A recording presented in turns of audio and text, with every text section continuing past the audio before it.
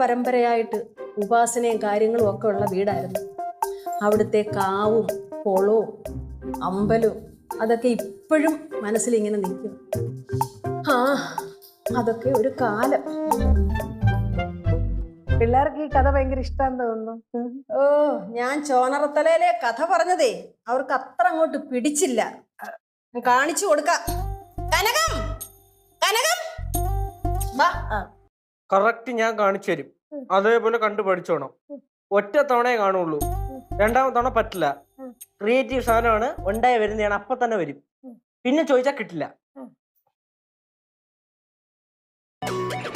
കണ്ണത്തി കടകണമുണ്ടത്തി പരലിന്റെ കണ്ണു ജല ജലമ പോട്ടി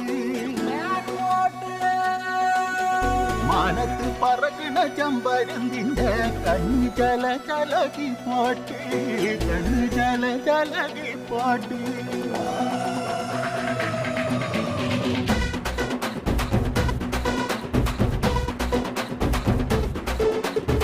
കക്കമലകില